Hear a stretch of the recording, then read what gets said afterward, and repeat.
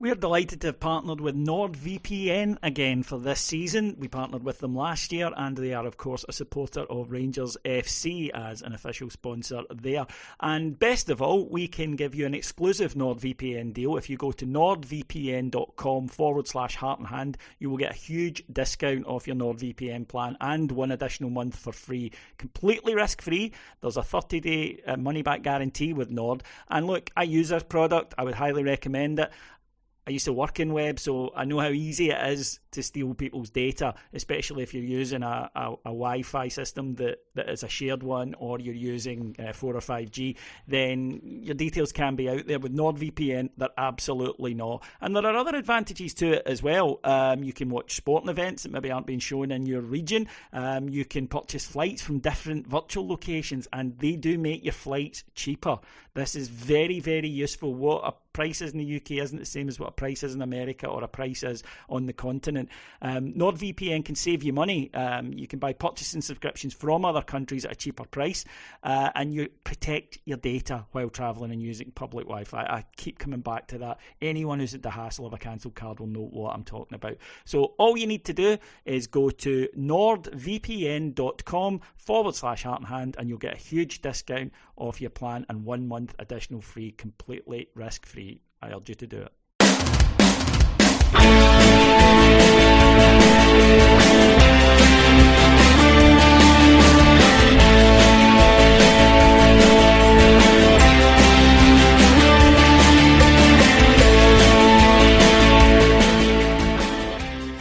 Hello everyone, and welcome to Heart and Hand, the Rangers podcast. My name is David Edgar, as always, and I'm joined this week by two splendid members of the Heart and Hand team as we look back over the 2-2 draw at Ibrox against the other half. First of all, it's Martyn Ramsey. How are you doing, David? Good to be on. Happy New Year, everyone. Same to you, Martyn. And also to the man who spelt his name today on the recording software, that's Colin. Yeah, I just noticed that myself. Yeah, hi David, hi Martyn, and Happy New Year, everybody. Yeah, I quite like it. It differentiates you, doesn't it? Colin McLellan. I mean, it's got a ring to it. It definitely does. So that's a great start to the new year where one of our podders has misspelled his own name. But never mind that. We're here to talk about bigger things. Rangers welcomed Celtic, if that's the word, to Ibrox Stadium on January the 2nd to take on in the New Year traditional game. Ebbed and flowed, I think it's fair to say. I mean, you'll have seen it or certainly read or heard about it by now, listeners. So let's start off with just a brief overview of what happened, and then we'll get into it at a more granular level, I think is the modern day term for it. Rangers started okay in the opening stages, but as we've seen so often for the last 18 months, really, a stupid mistake leads to stupid couple of mistakes we tend to do, mistakes that compound on each other, leads to the opening goal for Maeda. A terrible pass from Morelos in the middle of the park. Maeda seizes onto it. Tav should clear it, doesn't, and it's 1-0. First 15 to 20 minutes were a bit ropey. Rangers did come into it before half-time, made a number of decent chances, hit the post through Ryan Kent, a couple of headers from Alfie, and then turned the game on its head at the start of the second half. Brilliant goal from Ryan Kent and a penalty, both by Tav, both of them won by Fashion Sakala, or created by Fashion Sakala.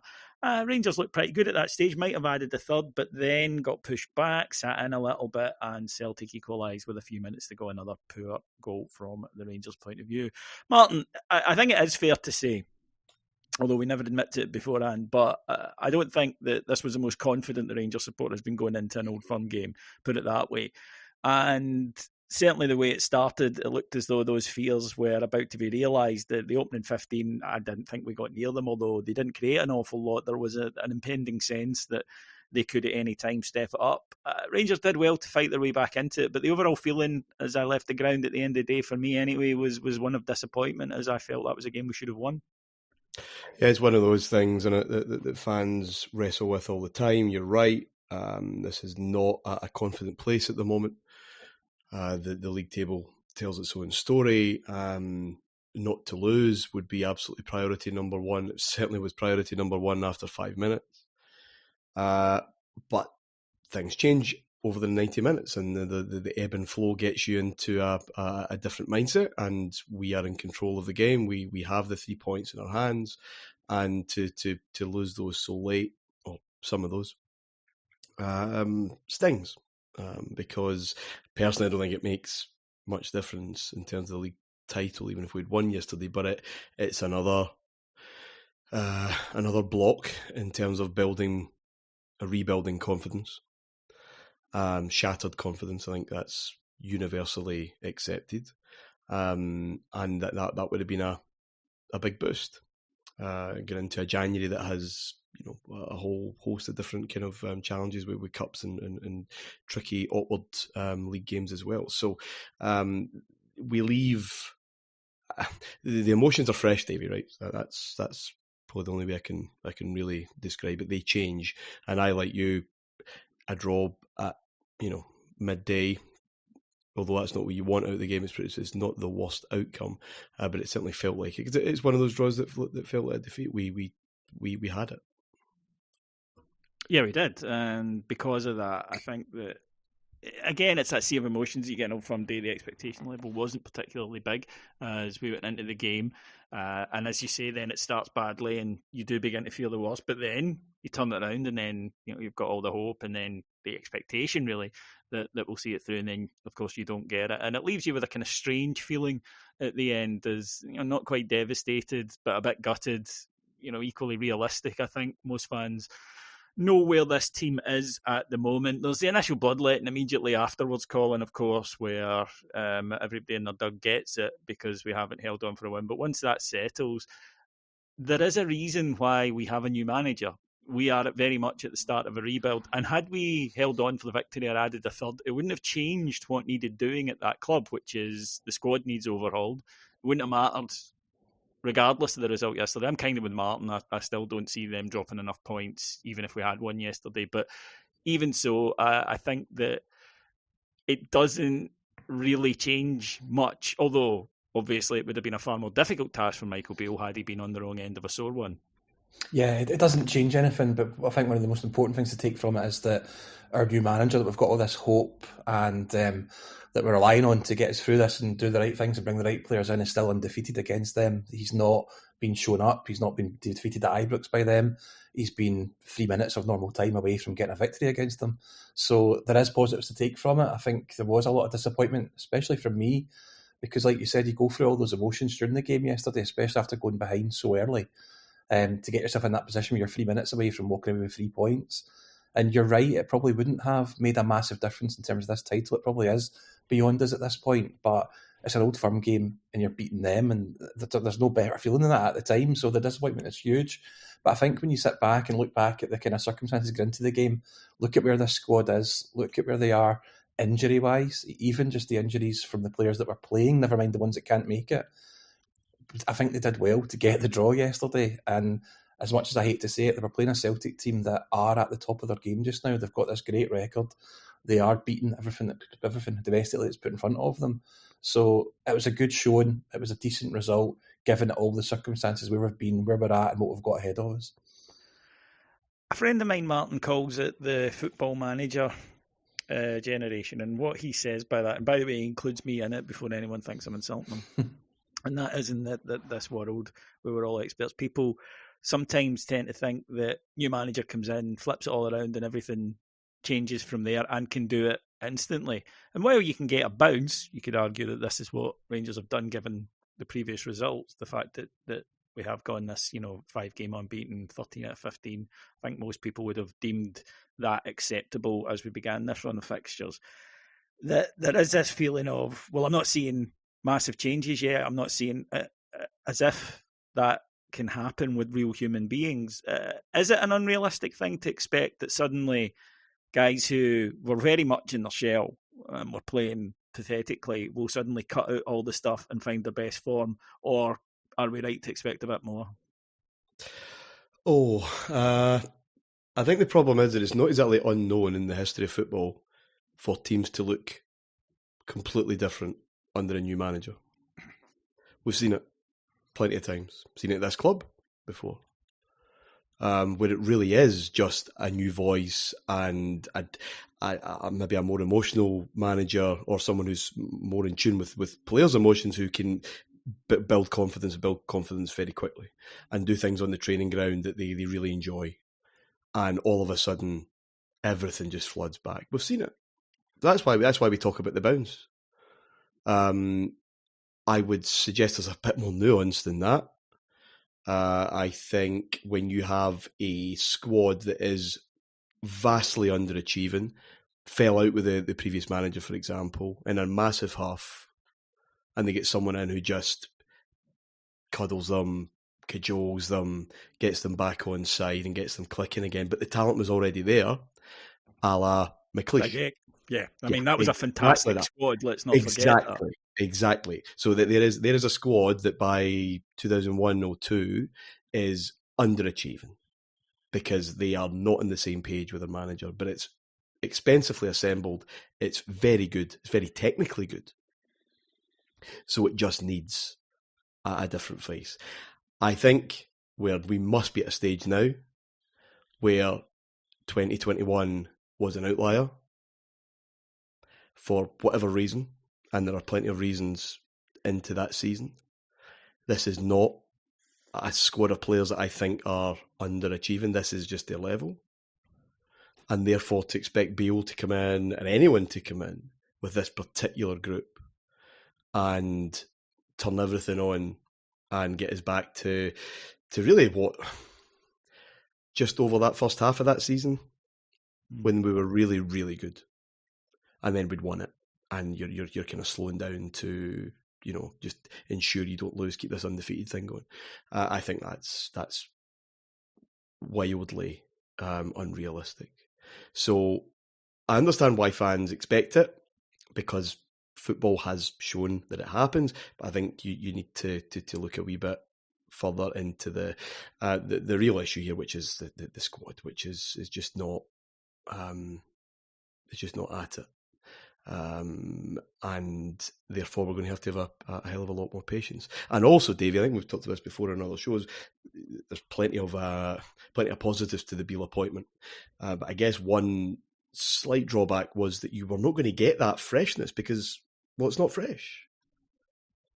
He's been here. We know him. They know him.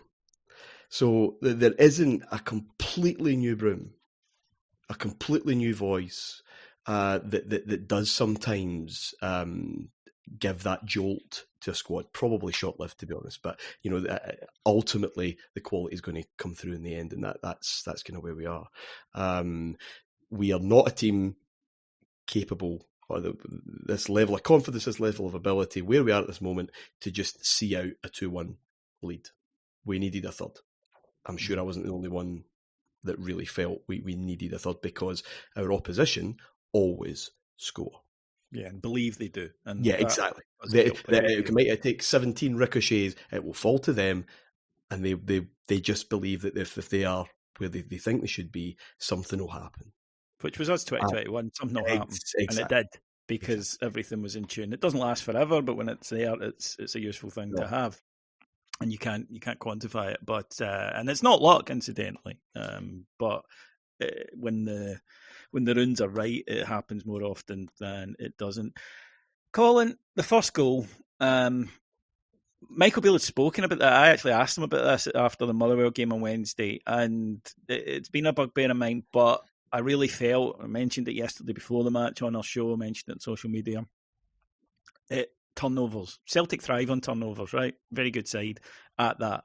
They hunt the ball, and then when you give it away in a bad area, they're in on goal, right? And it's not unique to them. A lot of teams do it in the modern game. You can be attacking when you don't have possession. So for me, it was take care of the ball. Be very, very careful. Make sure our ball use is better, because it was atrocious at times against Motherwell. And within a few minutes, a blind square ball right across the centre of midfield gets intercepted and picked off. That kind of level of frustration, and then Tav doesn't deal with it. We'll see individual mistakes the second goal. There comes a point with individual mistakes where you go, if they keep happening, then you can change the manager umpteen times. But if players won't take information in, and I'm sure, I know for a fact, because he told us that he told the players, be careful with the ball, don't do that sort of thing. How do you legislate for that kind of thing happening? I don't think you can. So it's a really difficult thing, because mistakes like that and errors like that really should only come from two places, either a lack of concentration or a lack of confidence. And I'm not sure how you coach somebody to concentrate better or how to be more confident, David. It's something that I spoke to the manager about in the pre-match press conference there last week as well, and he said himself that individual errors, misplaced passes are the one area of the pitch that concerns him the most. He wants them to be expressive in the final third, to take chances there, but not to take chances in the back two thirds. It's something he's obviously drilling them about, he's talking about, but it just keeps happening, and it's how we're conceding goals. And it's extremely frustrating for me, for you, for Martin, for everybody listening to this, never mind the manager, when you're getting beaten by teams or teams are scoring against you, and it's not always because they're better than you or they're doing something particularly amazing. It's because you're shooting yourself in the foot, basically. And I think it does come down to confidence, it comes down to concentration levels, and maybe it comes down to just ability and maybe just not being switched on enough and good enough to play for this club and play in these high-profile matches. And you're right, changing managers all the time won't fix that. It's going to potentially be a change of playing staff that fixes this and eradicates that, because it's been going on for so long and it's not shown any signs of changing yet. That error yesterday, that combination of errors, and we've seen similar. That's not an ability thing. Those players involved yesterday are all better than that. So it is. I think it's a confidence issue. I don't think it's a concentration one. I don't believe for a minute they're sitting playing in their slippers thinking this is a piece of piss, isn't it? The way that sometimes big teams get caught, don't they? And they get picked off because they're just not at it. They think this is a foregone conclusion. So it's a confidence thing. I always worry whenever I see a Rangers team start and you see under-hit passes, because it's a sure sign that they're not confident and they're not able to just execute basic stuff. There are limitations, you spoke about that before, over the course of a season, what we're able to do creatively, whatever else. But those were basics. There's no way we're asking those players involved yesterday to do things that are outside of their skill set. It is a confidence thing. And it can't be coached, but it's part of the manager's job to instill confidence, instill belief, and to make them feel 10 foot tall. That's part of the gig. Yeah, and which he managed at half time. He absolutely did. And, well, didn't we see quite a bit of that in the first half of 2022? How many times were Rangers in a bit of trouble? Van Bronckhorst just needed that half-time reset, and you know, they scrambled whatever they could probably scramble from the game. I'm not sure. I'm interested in your thoughts on, because I've seen, you know, Lundstrom, Morelos, Tav, McGregor even being criticised at various points for that goal. And you can make an argument for all four of them, absolutely. I felt at the time that Maida's touch was so bad when he intercepted that actually Morelos and Lundstrom they'd got out of jail, because their mistakes had been negated by Maida's bad touch, and therefore it was back under our control. And then all of a sudden it wasn't. And I completely understand why everyone wants to lump everybody in with this. But Tav has that under control. It's beyond belief that wasn't dealt with. 9 times out of 10, any other opposition, it is dealt with. Yeah, I think I would tend to agree. I very rarely out with a goalkeeper is there 1 point failure in a goal. Very rarely.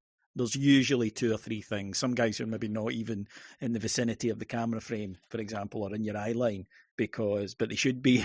Those kind of things. Yeah, I mean, I agree. Both Tav and Ryan Jack yesterday, I think confident just clear it. And instead they get caught in 2 minds because they're not quite there. So instead they go in and they think, right, well, I control it. I can knock this back to the keeper. I don't want to give it away. All of that's flooding their mind. Whereas when they're just playing naturally and organically, they just go and clear it, because that's what you do in those circumstances. And they both get punished. And I think the reaction that both of them had was that, I know what I did. And I know what I should have done, and I know what I haven't done, and now we've been punished for it. So I would totally agree with that.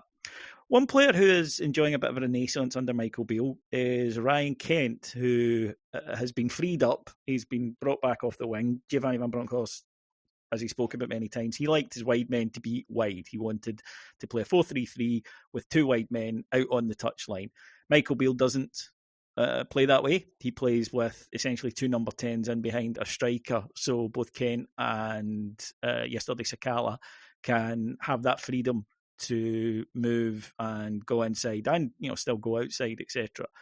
Kent seems to be enjoying that, and I have, like I think every Rangers fan, Colin, criticised his shooting so often this season, because for a boy of his ability, his shooting generally is it's not below standard. It's woeful. I mean, some of his efforts, and there are times he just looks like he'd never score another goal in his life. But yesterday, when the opportunity came, he more than took it. Yeah, he absolutely did. It's funny, he doesn't seem to score bad ones. It's always the odd goal that he does score tends to be ones like yesterday. He's definitely benefited from the new manager coming in. If MD's had a bounce, so to speak, it's Ryan Kent, and the new system definitely helps him. I think it just frees him up a little bit more in terms of if he's hugging that touchline like we'd seen him previously, it's very easy just to double up on him, man mark him, and just not give him any space to do anything. When he's got the freedom now to kind of drop into the centre, to move around, it's harder for opposition to keep track of him. It's harder to remember who's on him and who's on him at any time. So he gets that little bit more freedom, that little bit more chance to be creative. And I think he likes coming in centrally and having shots from there rather than try to cut in all the time. Because when he's cutting in, he's got his man that's on him. And then he's also got two or three other defenders between him and the goal all the time. When he's coming in centrally, there's a lot more opportunity and more to spark to do things, and it's easier to get the shots away. So he's looking far, far better than he was 2 months ago, David, for me. He's one of the two players that's the big question marks over with the contracts. Of the two, he's certainly the one that if I had to choose one of them to give a new contract to, it would be Ryan Kent at this time. Depending on the money we were looking for and stuff like that, I just think he's somebody that I think there's more of an upside to him than there is to Alfredo Morelos, and I think we'd probably get more from him long term than we're going to get from this version of Alfredo Morelos. So yeah, I've been impressed with Ryan Kent, and the goal yesterday sort of capped it off. Martin, on that, Colin brought up a good point there, and these are just my impressions, folks, right? So don't take it as gospel, but you and I have sat in press conferences with Michael Beale. My impression has been throughout, and was again reinforced by his press conference yesterday, he really does want to tie Ryan Kent down to a new deal, and he's not that fussed about Morelos. What's your take? Yeah, I would agree with that. Listen, he loves the boy. I think the feeling's mutual. It's no surprise that if there's any player that we can identify as having a clear improvement since Beale's arrival, that it would be him. I think that was one of the big hopes. So I would echo, I think, just about everything that Colin's mentioned there. The role that Beale has in mind suits him more. We discussed at the game on Wednesday, David, the Motherwell game, just how uncluttered that left-hand side is for the likes of Barisic to just come into that area, hit first-time balls, which he's still very good at. And there's just this, right, you pass to 3-yard passes here, there and everywhere, which sometimes has to happen, but it was just happening so often, wasn't it, before? And Kent's harder to pick up when he's that bit more central. So it works. If this is the Ryan Kent we're going to get, then you would absolutely be trying to be tying him down, even to protect yourself, because he will then attract interest again, one would imagine, if he is able to demonstrate this consistently. But no huge surprise that he's the one that's had the biggest uptick, because the two men get on, shall we say. A lot of respect there as well between both of them. And yeah, I think that's a fair assessment, and that's certainly my thought. I think there is, at Rangers, we know what Alfie can do, but I think they're looking at this version of Alfie and saying, is that worth £2 million a year for the next 3-4 years? And also there is the fear with Morelos, once he signs a new deal, that the slippers go on. And I'm not sure I can answer that in definitively to say, oh no, that certainly won't happen, because it's who he is. He's Alfredo Morelos, and there are great parts of his personality that make him a better player, and there are other parts of his personality that maybe don't make him the best pro. But again, we'll have to wait and see. There's a lot of factors in contract negotiations. Moving on then to another player who did really well yesterday in that second half in particular, Colin, and that's Fashion Sakala. Michael Beale spoke about it after the match where he said that's the guy that I first saw on video and became interested in bringing to the club. And he said an interesting thing. He goes, he likes his fixture. So, I wanted to get him in the team, and I knew he could cause them problems down that side with his pace. We were a wee bit obvious in the first half, though, about how we got the ball to him and where the areas he got it in, but the second half he got it a lot better, and he really did torment Juranovic in that second half. Yeah, he definitely did come onto it in the second half. But even in the first half, I felt when we weren't playing as particularly well as we did at stages, he was the one that was always looking to do stuff. He was always pressing. He was running about. He was trying to get involved. He looked right up for it. In the second half, he turned that into actual having an impact on the game. The change of left back, I think, helped us because who they brought on struggled, and he took advantage of that with his pace. He had him beat time after time, and you just don't know what you're going to get with Sakala. And I think as a fan watching him, that can be quite frustrating at times. But I bet you it's also as frustrating for a defender trying to defend against him because you just don't know what he's going to do next. There was a moment yesterday where he brought the ball down from the air in one touch, and it was incredible. Other times you could see that just bounce off him and go out for a throw-in. He did particularly well to set up the goal. He did exceptionally well to win the penalty. Fantastic little moment when he's on the ground holding his knee. He celebrates the penalty, then goes back to holding his knee again. Yeah. He's got a lot of things to like about him. A very likeable guy. People want him to do well. It's always just consistency with Sakala for me, and I don't think it's a surprise that we're starting to see the best of him perhaps now when he's actually getting a consistent run in the team. I think he's appeared in 4 out of Michael Beale's 5 matches. He's getting that opportunity to show what he's about, and at the moment he's taking it. Is Fashion Sakala going to be our first choice right midfielder or right winger for years to come? Probably not. He probably doesn't have that consistency. But is he a guy that can come on and change a game and make a difference to us? Absolutely. I think all things being well, if we have a good couple of transfer windows and sort the squad out, he probably takes the Scott Wright role at the minute, where he's the guy that comes on at the moment where Scott Wright's coming on. If you get Sakala coming on off the bench in matches around about the 60, 70 minute mark, he's the guy that can then come in and make a difference, and especially against tired defenders. So yeah, impressed with him. I'd love to see how he's doing better than he was. I do think there's a future for him there. It's all about consistency though, and can continue to improve, and that's up to him. On that then, Martin, on Fashion Sakala, he was tormenting Juranovic, but substitutions were made late on that I noticed a lot of Rangers fans were kind of blaming really for not seeing the game out, and that was James Sands came on to try and to see the game out, and also for Tillman, and then Morelos went off to be replaced by Scott Wright, with Wright going on the right-hand side and Sakala through the middle. Your thoughts, please?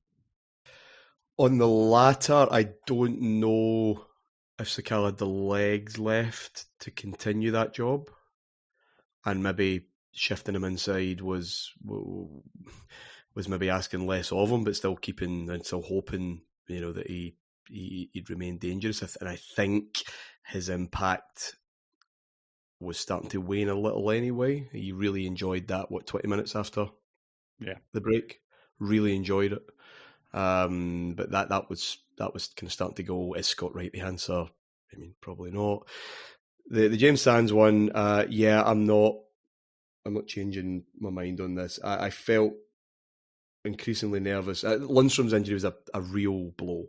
Yeah, it was. He was playing well. He was starting to look like the Lundstrom of April as the game went on, and I think if he remains on the pitch, we probably do see it out. But his loss was big. But I felt after that, natural perhaps, we maybe didn't expect to be in a position of advantage, and we're so close, and we just felt we were retreating. Now you know me, as a general theory, I'm all over that. Hold what you have, but we don't have the players to do that. No, we're not nowhere near in a confident enough position to be able to say, right, you do it then. Come on. We're just not there, and they always score late if they're still in the game. And that was the increase in fear, and I felt Sands, instead of Arfield, underlined it instead of trying to shift it. I don't think that's the reason we shipped 2 points or whatever. But I was expecting Arfield to come on, who, enjoys this fixture as well. And is a good sub. He's a brilliant sub. I think we've firmly established the Scott Arfield law is that he should never start, but he can be a real danger. And just given the options we had, given the state of confidence, I felt a third was there for us, actually, and I wasn't confident that we would just hold on as we were retreating further and further. And not that Sands was the game changer, because we're already going there, but he underlined that rather than altered it, I felt. And the mentality thing, you mean, it kind of illustrates? Yes, exactly. So we are now booking in for bed and breakfast here. We will see out the 10 minutes, including injury time, basically. Yeah. Which I get the idea. I don't think we were in a place where that was as suited as trying to keep them occupied with niggly, dangerous, aggressive players such as Arfield. So that was my take on it, and unfortunately those fears were realised. Colin? It's a similar point of view to Martyn. I feel that the bigger issue isn't the actual sub, it's who the options were from the bench. The bench was quite weak yesterday, but the managers on admission, Ruth and Cholak, were both there basically in a break glass in case of emergency sort of thing. They weren't there to really come on unless they were really, really needed and we were chasing a goal. So with that substitution, the Tillman one in particular, your only real option is either Arfield, Sands, or you could bring on Leon King and go with 3 centre-halves. But again, that's you going back to sitting back and try to defend, which I don't think works against this Celtic team. It shows their lack of quality at the minute of the options we have on the bench. Arfield could have come on and made a difference.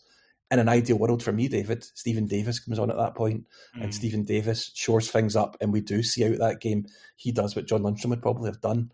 But when you saw the kind of the substitutions that team were able to bring on compared to what we had, it just goes back and underpins how kind of devastated we are just now with these injuries and how many players are out and how many are actually playing wounded at the minute.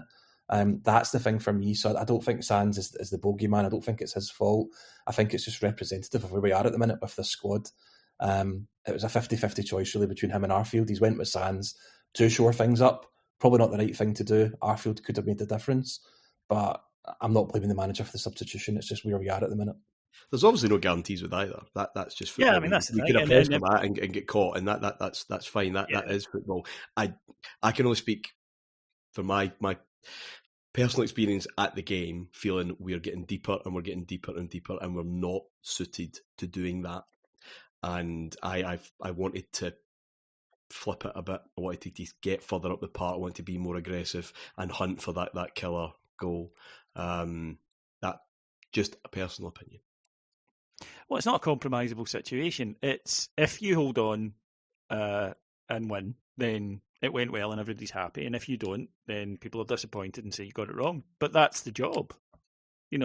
That's how it works. You get praise when it goes right, and you get criticism when it goes wrong. That's ever 'twas and ever 'twill shall be. But moving on then to, again, things he was saying at the press conference. He said a really interesting thing, I think, afterwards, where he said he wanted at least 2 or 3 in the January window. But then he said, Martyn, I'm not interested in loan signings. I'm not interested in bringing guys in for 3 or 4 months. It might make me feel a bit better. It might make the fans feel a bit better, but it's not going to be any use to us long term, and that's what we need to build towards here.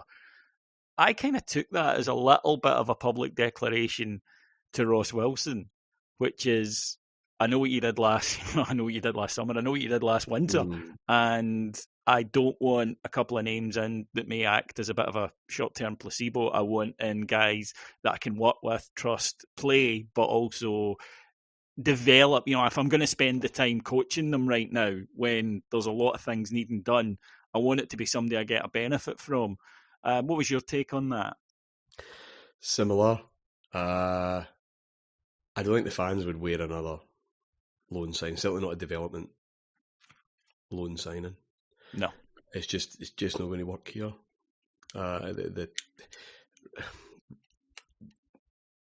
We bring players in to make an immediate impact, and if you're relying on someone who's still developing, who's still finding their feet, learning their trade, forget it. At this club, it's just going to be too much. We know this. He will know the fans won't wear that. He's the master populist in his use of language, and he taps very well into what the support think and want. And I mean, he's right. He'd already said he was only interested about bringing players that make a genuine difference. And well, it probably can't be both anyway. But he was just underlining that. And I can't really argue with the thought process there, David. But again, we had this chat a couple of weeks ago. Can't remember when we were last on, talking about his use of language and his openness at pressers, and he just loves a blether about the game, his job, the situation. He just loves his job, but it doesn't give the club a lot of wriggle room, does it? No, it doesn't. But you can't walk this back. No, but then equally, I think that the wriggle room the club's had, it's used in the past to do things that the managers maybe didn't really want. No, he's playing a nice game. So if the club managed to support that, and you would certainly hope that they're not just sitting down to it now, right? We better look at players in January. You would hope that these conversations have been ongoing since he was offered the job, and he is underlining and reiterating really what's already going on in the background. That might be a naive hope, who knows? But he's quite an all-out guy, and he has not left the club with any room there. So they have to bring in 2 or 3 starters, and that's that, because it's on record. Well, the thing is, I'm not against, you need to, in our situation, sign some project players. You do, right? You can't have a summer where you're going to bring in, just 10 experienced pros or whatever. But we have enough of them right now, Colin. Thank you very much. We don't need any more projects right now, thank you. We need guys who can just go into the team and do a job. Now, it might even be for 18 months, and that they're not the long-term solution, but they're better than what we have, and priority positions get identified at the moment, and then you can do all that. Souness did that a lot, but I think he's totally right. I agree with Martyn there. We can't end up with Dele Alli on loan and some wonder kid from the under-23 squad of Manchester City. That's no use to us whatsoever. Yeah, I just shivered there when you said that name, actually. We just absolutely need players that are going to come in, they're going to play straight away and actually make a contribution and get themselves in a position where come next season they're totally integrated, they're a key part of the team, and it just works. That's what we need. I really wouldn't be, from Rangers' point of view, I wouldn't be looking at any loan player at all, David, at any time really, unless it's with an agreement to buy at the end of it. We're not here to give academy players in England a chance at first team football. We're not here to develop people for other people. We're here to do the best thing for us. So the Tillman one is an ideal one for me. It's a guy who is a great prospect. We get him for a year to look at him, and at the end of it, it's up to us whether we want to buy him or not with a fee agreed. That's the way we use the loan market for me, not just bringing in somebody who is out of his luck, can't make a EPL squad, bring him in to see what he can do. It doesn't work. We've got so many evidence over the years of it not working. So yeah, stop that and find quality. There's quality out there. There's quality out there in our budget, and it's up to the scouting team, it's up to Ross Wilson, it's up to the manager now to identify them, bring them in and use them straight away. We saw our opponents yesterday have just signed somebody, brought them straight into the team, played against us yesterday. We would never have done that. They've got the confidence in their scouting and in their buying to do that. We don't, and it needs to change. My mind's still a wee bit under the fog of flu, David, so apologies, but when's the last project player that worked here? That did very little for 18 months, just Batty. Found his foot, and Batty. Yeah. No, but it's one. That's what I mean. This is not a club that generally, and let's be honest with Batty, that is the most remarkable turnaround. That isn't a gradual development either, by the way. This wasn't, you can see something. It was hopeless. Wow. In the space of a few weeks of Van Bronckhorst arriving. I'm just... For the development players and project players to work at Rangers, we already need to be purring. Mm-hmm. I agree and with they that. can come into a system where they're not looked at as, right, you do it for us, son. 18-year-old, never played a game of, men's football. That's where you can develop and have the confidence to try things, because the machine works. And you look around you and all these functioning players that are in the, it's square pegs and square holes, etc., etc. I just don't think we've been anywhere near that for, I don't know how long in the last 20 years, that you can just kind of afford someone the patience. Because you are talking about a year, 18 months, really. That's what a project is. Mm. I think Bassey was a freak, but I can't think of any others. It's just not the club for it. I'd also argue the fact that at the moment in time, we've actually got a decent academy of our own with a lot of prospects. And if you're going to be giving academy players time, give our own and try and develop our own rather than other people's. That's where I kind of look at it from. One of those might be Adam Devine, and there's been a lot of chat, pardon me, about James Tavernier's form this season, which it has not been good. It really, really hasn't. There's no getting away from that. I thought yesterday, actually, the match, I thought that the four fullbacks, or five, because Celtic were injured, were pretty poor. So it might just have been one of those days.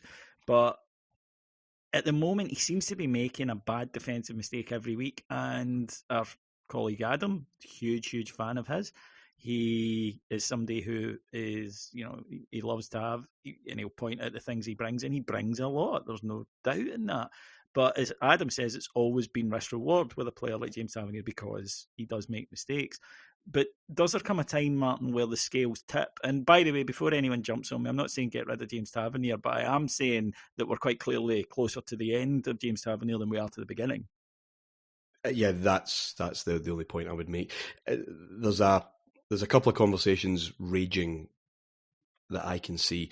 One's a historical one just over the piece, which I find ridiculous that people are even having those conversations. He has been an excellent servant for Rangers, an excellent signing.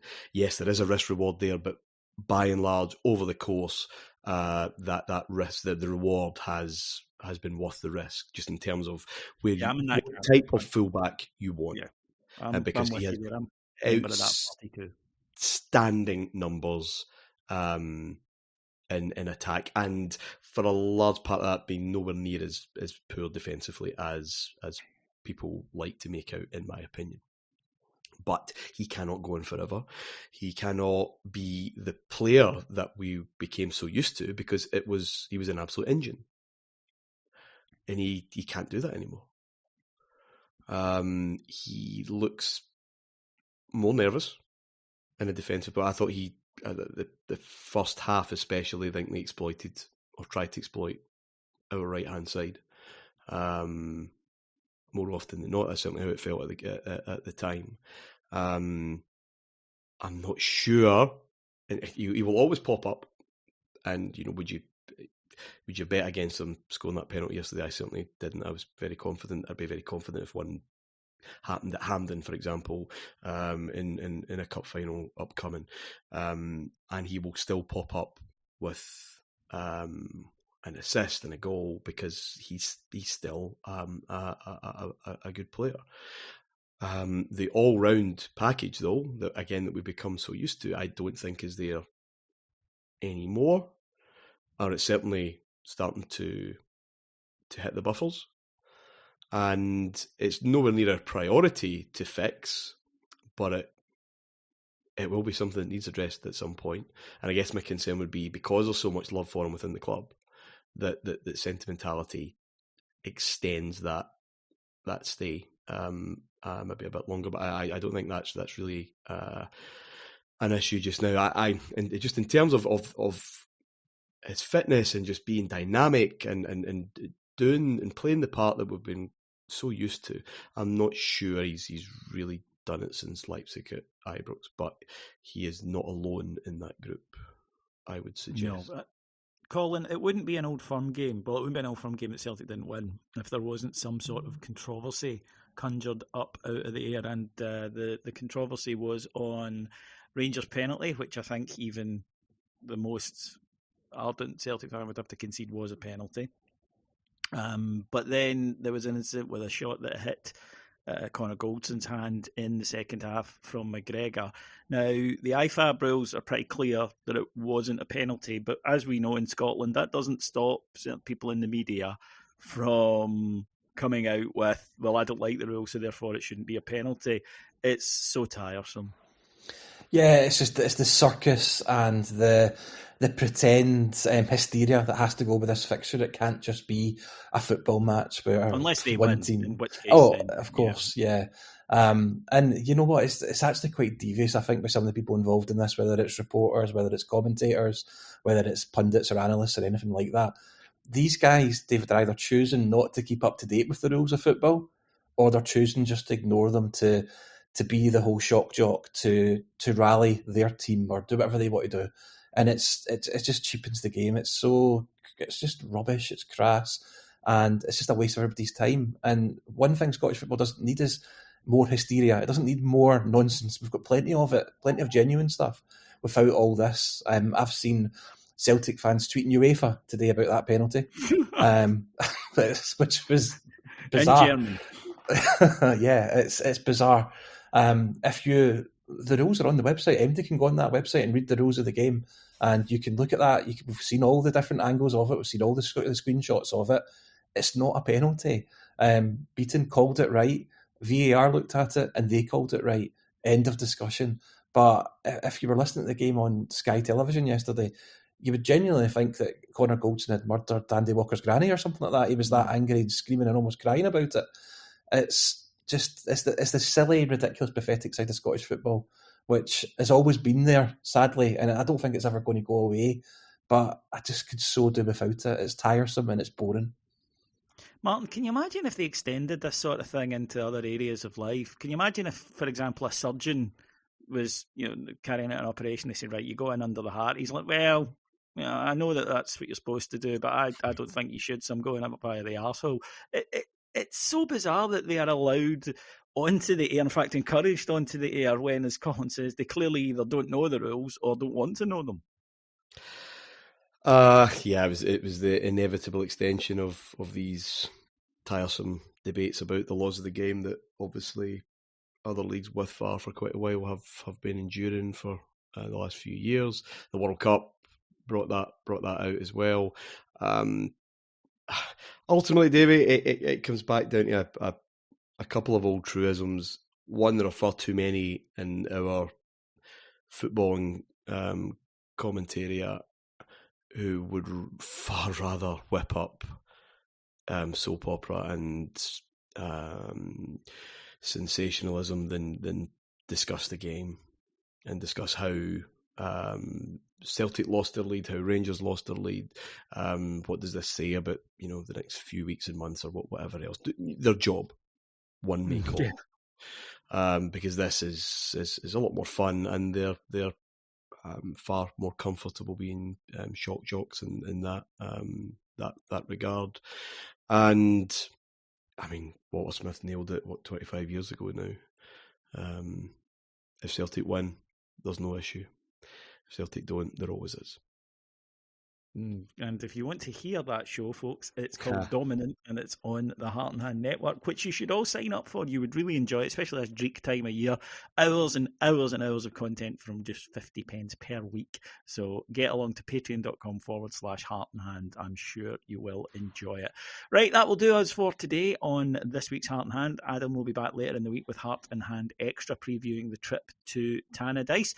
I'd just like to thank, first of all, our executive producers in London, Mike Lee and Paul Myers, and to thank our two wonderful podders today. First of all, Colin McMillan. Absolute pleasure, David. Thank you. Well done, Colin. And Martin Ramsey. Pleasure, boys. Good to be back. Absolutely is, folks. Right, I'll be back here next week. As I say, you want to hear more from us, just head over to Patreon. But until then, have a good one. Take care, everyone. Bye-bye.